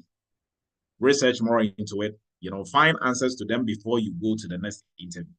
Don't think you are, you are really good at talking, so you can talk in circles. And for folks who are interviewing you, hiring managers and whoever will be interviewing, they are super nice, super nice. They'll be nodding and say, okay, but they wouldn't tell you are just, speaking a bunch of nonsense, right? They are super nice. So don't think because they are nodding and saying, okay, you are convincing them, you know yourself if you are just speaking in circles. And that is if you don't prepare, right? So when you do get an interview, make sure you make that count. You record it, you write them down. Next interview, you get better. Next interview, so at least, after you've gone through a whole interview for one company, maybe the 3 interviews, if they don't pick you and you do another one for 3 interviews for another company, the maximum you should do is at least 4 interviews for different companies if you went through like the whole like lines of interviews, right? So that is my take when it comes to the interview portion of it. And I think Naomi did the same, and most folks who are on here who had to do several interviews before they got jobs, they also attest to this, right? Go ahead, Kweku. And I think Leonard will also go. Go ahead, Kweku. Yeah, Dr. Adu, I think I just wanted to give maybe this tip. I don't also know maybe when we go for the interviews there's a point where we can also ask them questions. So at that point, you can also ask them, you can just say, hey, given what we discussed today or given my interview, so is there anything that I can clarify? I mean, sometimes you can also ask them questions too. And then based on that, you have an idea of what you're going to say, and then it can help you in your next interview too. And then also, even if they send you that letter and say, hey, we are sorry, blah, blah, blah. And that is why sometimes it's important that you get the information for those who will be interviewing you. After that, you can send them an email and say, hey, look, I appreciate you, blah, blah, blah, but is there anything that you think that I can do to improve my chance in the future? And most of them will be happy to do that. I have done that in the past, and they actually responded. So maybe we should pick that tip as well. It's really going to help. Yeah, some of them will respond to you. They will just do that. Thank you, Kweku. Great feedback. Great feedback. Leonard, please go ahead. Yes. Hi, Naomi. Hi, Dr. Du. Hello. Hi. My question for Naomi is, when you were interviewing, did you have some interviewers not respond to you at all? And did you go about that by trying to respond back to them, or would you just move on from there and just move on to the next interview or the next job application? That's a really good question. Whenever they didn't respond to my application, I would wait like about a week or maybe like a week and a half, and I would let them know. I'm like, hey, like I was like, I was really interested in this position. I applied for the position. I was wondering on the status of my application. That's what I would tell them. So then they would either come up with a response, which is either like, oh no, we've moved on, or just sometimes they'd give you a direct interview. They're like, we will schedule your interview with so and so. So it has to do with luck too. So, but if it's a job that you've really been eyeing, I know there's like a lot of applications that you apply to. Keep note of the ones that you really, really want. Like, let's say like you have all the qualifications that they need, but like for some reason they're not responding. I would write them down. So you'd go back and like you're like, okay, so like I applied on the 9th, so like you'd wait like a week or so, and then you'd reach back out to them. They're like, hey, I was just wondering on the status of my application. So and so, like they're like, okay, so like sometimes you could even call them if they have like a direct line, and then they're able to pull it up in front of you because they go through so many applications, you can only imagine. So it's like, oh, like this is my name. Sometimes they pulled it up and they're like, oh, like everything looks good, but we really wanted someone with 1 year of experience, or they would tell you. So it saves the hassle. Yeah, it seems like I mainly have been dealing with recruiters. And when I would reach out to them, I would send them a thank you letter, and I would not hear a response back in most cases. And I did an interview with Zillow for PCI DSS. I think about going on 2 months now, and I recently saw a job listing for that same position that I interviewed for 2 months ago. Yeah. Which was kind of strange. Yeah. You said you sent a thank you email to Yes, to every interview that I've been on. I think I have done 5 interviews so far, and each one of them I've sent thank you letters either via email or on LinkedIn. After the interview. And they never came back for a second interview?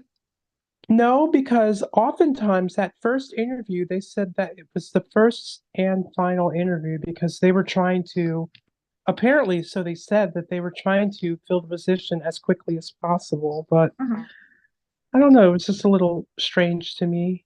Yeah, sometimes that happens. I know exactly what you mean. Mhm.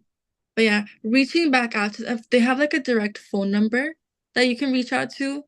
If you remember the person that interviewed you, you can be like, oh, like I interviewed with so and so, and I was wondering what the status of the interview was, like if there's a second interview, because I know sometimes they don't necessarily send the thank you email back out or just let you know the status at the end of the day. So Right. I would suggest reaching back out to them. I know sometimes they don't respond, but at least you made that effort in the end. So you've done everything that you can on your side. Because Yes. there's only so much you can do. Like you could call, you could reach back out to them. It's in God's hands from there. Yeah. Okay, well, thank you. My pleasure. All right. Thank you, Leonard and Naomi, for your response. I think there is one last question and then we'll wrap it up.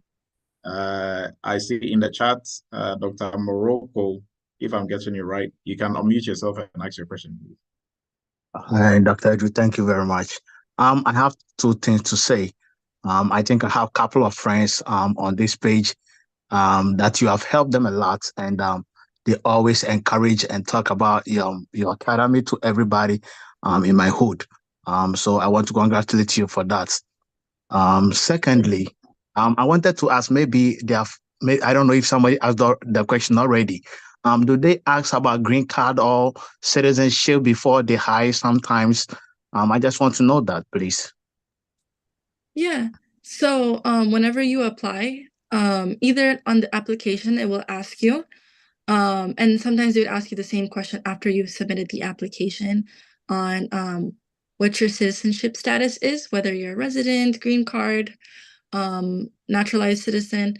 They also seem to ask you that typically in the beginning of the interview or sometimes right before they finish the interview, they'll ask you that question. Oftentimes it's already in the application as well. Oh, okay. So, is there any probability that if you're a citizen, you get a job that's a green card holder, or if you're a green card holder, what is the probability? Okay, so I think I'll help Naomi here. Yeah, go ahead. Yeah, for cybersecurity jobs, I mean, for anywhere in the world, for you to work, you need to have permission to work authorization and all that. So now we get into that space of security, whether you are a citizen or a green card holder. I think for general cybersecurity jobs, whether you are a green card holder or a citizen, that is not what is going to get you the job, right? You are all equal. You can both do the job. You have permission to work, obviously. Now, on the government side, when it comes to some government data, which is considered sensitive or secret or classified, right? When it comes to that space, they need to give you something we call clearance, right? Now, clearance, they can only give you clearance if you're a citizen. So for such jobs, they will strictly look for citizens, right? Now, aside that, if the whole cyberspace, don't quote me on my own statistics, right? But there, like the jobs, there are, equally more jobs on the corporate side that doesn't require you to be a citizen. As even on the government side, not all of it will require you to be a citizen, right? So citizenship, being a citizen and not being a citizen, really, if it's not on the government side, that is going to border on security clearance, top secret or secret, then it doesn't really play any role. It's just, what you are bringing to the table. And if you're able to convince them that you can do the job, then they'll give it to you. So hopefully that helps. Thank you, sir. Zenith, please go ahead.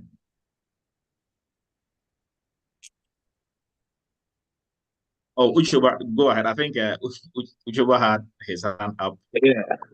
Good evening, Doc. Yes, good evening, Doc. I've been listening to all this, but I just want to have question to Naomi.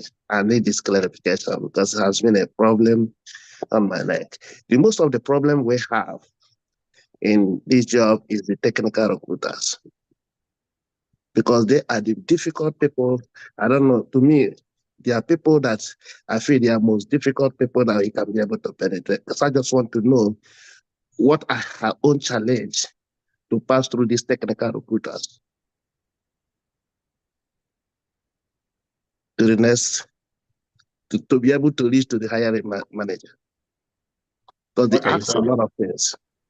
Yeah, I think Naomi can take that, and then I'll add to that real quick. So Naomi, did you have any like any of that, reaching out to, I mean, like most of the companies reaching out to you were just like recruiting companies that were trying to pitch you to some other companies? Yes, rarely, but there's at least maybe one or two. But I preferred the ones that were direct with the company. So I can hear back, because oftentimes when they're recruited, I don't hear back from them, or I don't hear back from them after until a long time later. Like I remember I had a job already, and they asked me again if I still needed a job when I already gave my information to them. Okay. Yeah, thank you, Naomi. So, and also to add to what Ucheba was asking, and for anybody who is having the same problem, now you apply for a job on websites like Monster and the rest, and then you have a lot of, calls from a certain particular place, and they are all asking, oh, do you want to take this job for $50 an hour? And, oh, yeah, I would like to, okay, send me your information. And that's it. Like you don't hear from them again. Now, let me tell you the secret behind all that. So, those people who will be calling you and calling almost everybody, as soon as you apply on certain websites, they have your information. They will be reaching out like clockwork. So for them, they are working for a recruiting firm, right? The number of calls they make a day and the applications that they bring in to make it look like they are working is how they get paid. So they really care less whether you get a job or they push your stuff for it or not. That is not the point. They are reaching out to you just to check the blog. So for those, don't get frustrated, and those calls is not going to end up anywhere, right? So those ones, just totally ignore them. Now, if you're applying for jobs, mostly, Naomi was using Indeed, and so there are other websites and all these websites there. Mostly a trick around, preventing yourself from all these heartbreaks from so-called recruiting firms that is not going to lead to anywhere, is to apply directly to these companies, right? So I see a job posting on Indeed. Guess what? If it's from maybe Eretmis Inc., I'll go to Eretmis Inc.'s website. I'll go to careers, and then or jobs, and then I'll search for that job title in there. If it is still in there, then it means the position has not been filled. If it is not in there, it means they filled the position, but it's still online. Because mostly when you post a job on Indeed, LinkedIn, on all these places, you pay for it. And sometimes maybe you pay for a month or 2 months. So when they fill the position, they are not in a hurry to come and take it down because they pay the money anyways. And when their time is, due, the website owners will pull it down anyways. So that way you are not also applying to dead jobs. Some jobs are dead on arrival. So they probably filled it or they've taken it down. So if you mostly go directly to these companies' website, you'll be able to find out. Now, that is a lot of work. Don't get me wrong, but at the same time, it is like you are putting in more work, but it's going to give you better results in the shortest possible time than just to, do quick applications or one-click applications on LinkedIn, and you think you applied for 400 jobs already and nobody's reaching out. Mostly, if I'm a recruiting firm, guess what I do? I also go on LinkedIn, I also go on these job sites, and I go to the actual company sites. I'll copy their job description, come and paste it on Indeed. When you apply, I'm going to be the one drilling you and going through and making sure you meet my standard before I present you to the company for them to, also interview you. So, and sometimes if you would have gone directly to the company, they probably would have liked you better than I would. And also the questions that I'm asking you is probably even irrelevant to what they are looking for, right? But as a recruiting company, I get paid when you get hired. So I want to make sure I'm, getting the best out of the best to take to them, right? So a way to cut the middleman is, if you're applying on, and sometimes if you pay attention, right, there will be the same job that is posted under different companies on Indeed, Glassdoor, and those places. And some of the recruiters, when they reach out, they'll ask you, have you applied for this same job through somebody else? Maybe, no. Okay, then fine. Or have you applied directly to the company? If no, then they will proceed you, to the next step and do their own interview. So you can cut the middleman by going directly to the companies, right? Just like what Naomi was saying. So we will let Zenith go and then Diallo, and we'll wrap it up for tonight. So please go ahead, Zenith. Yeah, thank you, Dr. Edu. This is my first time here, so my question is very straight. So on the interview, did they request for like IT degree or like maybe bachelor degree, master degree, and all that? Okay, so I think that will be a question for now, since Naomi is our honorable guest. Hi. No, they didn't necessarily ask that question. In my interview, in my application itself, I did tell them the qualifications I had, because it would ask you like, what's the highest level of education you've completed? So from there, I was then able to add, it's like, there's also an option sometimes that says high school and some college, and it asks if I had any supporting documents. So then I'd either attach my CompTIA Security Plus certificate, or I'd go on to attach it along with my resume. So they would ask for that already in the application. And in the interview itself, they would ask me sometimes like how long ago I've received my certification, because they expire, Dr. Edu, I think you said every 3 years. So yeah. So they would ask you like, okay, so like how long ago did you receive your certificate? And that's how they go forward. But as far as a college degree, I never stated that I had one, nor if it was an issue, they'd bring that up in the beginning, because sometimes some companies prefer you to have the experience over the degree, and sometimes some others really care about the degree first. So it all just depends with the interview person or the employer. But usually education doesn't really come up. They do ask me sometimes, rarely even, if I have the certification, just to find out how long ago I've received it. But other than that, it's typically experience questions, such as, oh, like in this situation, what would you do? What have you done in the past to like remediate this vulnerability? Are you familiar with this database? And questions of that sort. Oh, thank you. Thank you. My pleasure. All right, Diallo, please go ahead. You'll be the last question, and then we'll wrap it up. Okay, Dr. Edu, my question is that there is some companies online, they tell you like you have to pay some fees for them to connect you for jobs. It's like, I can give you an example. It's called Expertier Search Agent. The company called Expertier Search Agent. They tell you that you have to subscribe for fees in order for them to link you with jobs, stuff like that. Like with Lancer, you familiar with Lancer? It's a job site called Lancer. Yes, I'm familiar with Lancer. Okay. Oh, sorry, were you talking to me? No, I'm not talking to you. Oh, okay, sorry. How about job case? Sorry, I'm at work right now, but job case. Oh, how about Naomi's case? No. I'm saying like there's a lot of platforms right now. They say, okay, so you should have to subscribe in order for us to, to make companies to see your resume, the project that you have worked. They make you pay some fees. Is this the right thing, or is just hackers that's doing it? I can give you a site called Expertier Search Agent. That's the name of it. Okay, so somebody said in the chat that you should run like Usain Bolt from such companies. So run as fast as you can. Yeah, somebody just said run as fast as you can, like run faster than Usain Bolt from these companies. Right now, what I would say is you don't need to pay anybody to apply for a job, right?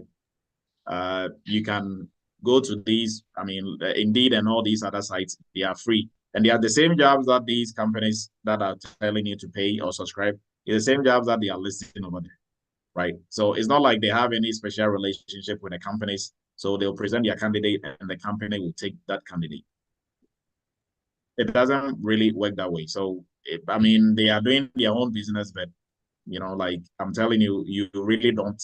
And if you think you don't want to do the legwork, but you just want to push everything to them and they will do the magic, there's nothing like that. You have to do the legwork. You have to apply. You have to do the interview. So, you know, those people, they are just doing that for their own business model. But frankly, I would just go to websites that are not charging anything to find these jobs. You can even go to Google, just type in there cybersecurity jobs within my state or cybersecurity jobs within my area or cybersecurity. It will just going to like it is going to populate and bring up a lot of job openings as well. Like so, Okay. those sites Thank you don't so use. much, Dr. Edu. Yes. So, mhm. All right. So now we are about to wrap up. Naomi, if you can give us your last words, and for us, you can also share with us your plans for the future, right? Where you plan to take your cybersecurity career to, and then your last words for everybody, and then for most especially for folks, guys and girls who, ladies and gentlemen, who want to pursue the same path that you are on, right? So first, your goal for cybersecurity, your own personal goals for cybersecurity, for your cybersecurity career, and then if somebody is to start from scratch like you did, what is going to be your words of encouragement or your advice for them, where to start and how to start, and then for everybody else also in general, your word, like your last words, pretty much. So you can please go ahead, Naomi, and we'll wrap it up. Yeah, okay. Well, I would have to say it was a very life-changing certificate. Even though it's one certificate, you've already seen like how much my life has changed in general. And I've seen it as well. So I definitely will be coming back for more certifications. I will complete the internship.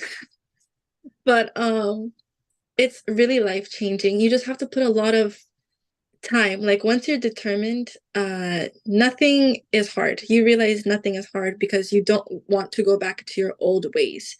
You have to convince yourself that there's no going back. Even if there is a safety net, you always tell yourself, you're like, if you put like this all 10 fingers in, like everything, like put everything in, determination, balance, it might be hard for some time, like a couple of months even, because it's a certification. After those couple of months are over, you will live a life where you're like, I could have taken a full year of that type of studying and class work, balancing everything, just to experience if I knew it was going to lead to a life like this.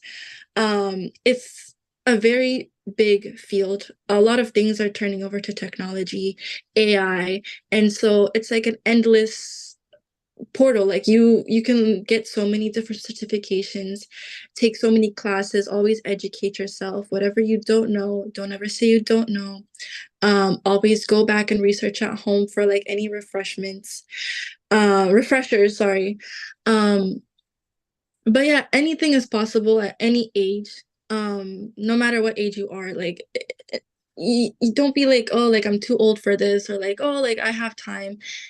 Like you could start it today. Like it will literally change around with them. Your life will change within a matter of months. And I'm your testimony to like I'm telling you that this happened to me.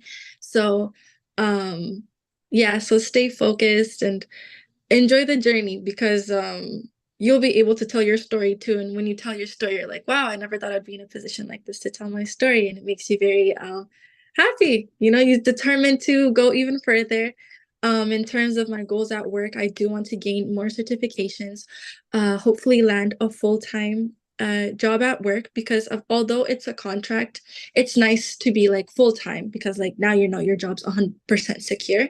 So I'm working towards making it full-time, convincing both my boss and the company CEO that these audits need to be conducted probably on a yearly basis, because year over year there's probably new vulnerabilities that we never thought were coming.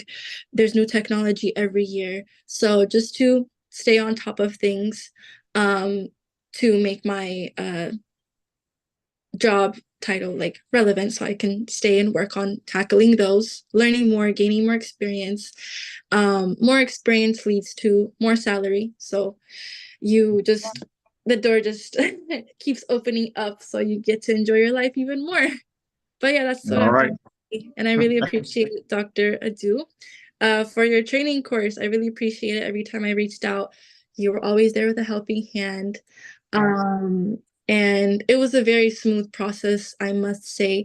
Of course, you have to take matters into your own hands as an individual. Like Dr. Du did provide the teaching, the training material, but you are the one that is responsible for keeping up with that when it comes to practicing, when it comes to revising, when it comes to creating your own flashcards, and looking back and studying, and then holding yourself accountable. Like if you did not study, like you said you're going to study today, tomorrow you're going to study twice as hard.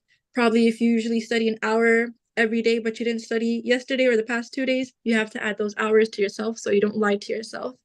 But that's what I would have to say in total. Be true to yourself, be honest, stay persistent, and it will all come. It's just a matter of time. Thank you very much, Naomi. Thank you. Thank you very much. We appreciate all the insight that you've shared, and then also a very amazing story. And for us in the Eretmis family, Naomi is the magic lady. By all accounts, she will just take the ball and run with it, right? So we really appreciate all the insight and the vast, knowledge within this short space, short time that you've been able to accumulate, and also the experience that you are gaining from what you are doing now on the job as a data security analyst, right? So for everybody else who also contributed, showed up, it's Friday night, you could have been anywhere else, but you chose to be here. We appreciate you, and like I always say, we promise you are always going to gain something out of this. And if Naomi, you do us the honors, you can please post your LinkedIn in the chat. And, oh yeah, of course. Yeah, people can also reach out and get some more insight from you as well, right? So for everybody on here looking to switch careers into cybersecurity, Eretmis Academy is the place to be. And for PCI training, now we are also doing a cybersecurity business owner training. So you can also check that out on our website. We started our first cohort, which is going to be pretty exciting when they are done and they are all able to set up cybersecurity companies, and we see them grow. Right. We appreciate everybody's time. It's 9:08. So we are wrapping up for tonight. Thank you very much. Have a blessed weekend, and we'll meet again next week, Friday night, same time, 7 p.m. Eastern, for another edition of Cyber Chat. And we promise it's always going to be very educative. Have a great night, everyone. Signing off. We will meet again next week. Good night. Good night. Yeah, good night, bro. Good night, everyone. Thank you, Naomi. Good night. Thank you, Doctor. Thank you, Naomi. Thank you, Doctor. Good night, everyone. Thank you, Dr. Edu.